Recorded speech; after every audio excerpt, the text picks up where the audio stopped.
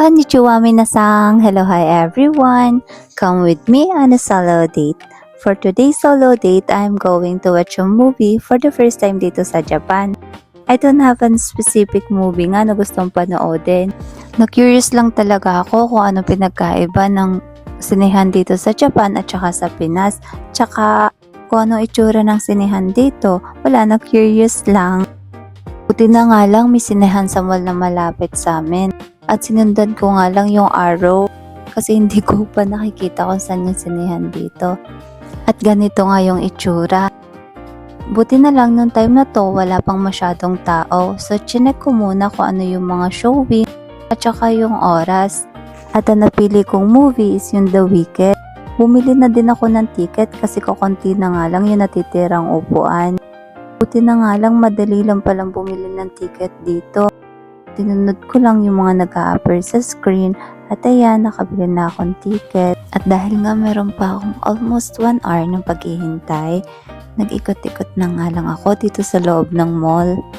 Sobrang naman cute na mga gamit dito. At sunod nga, pumunta ako dito sa Gio kasi may kailangan akong tingnan dito.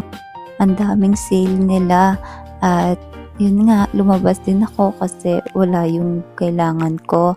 And after nun, pumunta ako dito sa bookstore kasi may kailangan akong bilhing libro. At ang daming magagandang libro dito. Buti nga madami din silang English na libro. Parang lahat gusto mong bilhin. Yung akala mo naman nababasa talaga. At yan na nga ang aking mandatory outfit check. At after nga nun, bumalik na din ako sa sinehan kasi malapit na din mag-start. Pero bago ako pumasok, bumili nga muna ako ng pagkain dito sa labas. Syempre, popcorn. Sobrang paborito ko din yun kasi yung popcorn talaga. At tinagdagan ko na lang nitong hotdog. At dito nga pala, i-claim yung order. Nagulat ako kasi sobrang laki ng popcorn. Kahit ata ang sobrang paborito ko tong popcorn, di ko yata ito maubos mag-isa. Kaya kumuha na din ako ng plastic para may uwi ko. Nung pagpasok ko, buti hindi pa nag-start. At after nga ng sine, kahit kain ako ng kain ng popcorn, sobrang gutom ko pa rin. And dito nga sa baba lang ng sinehan, dito na din ako naghanap ng makakainan.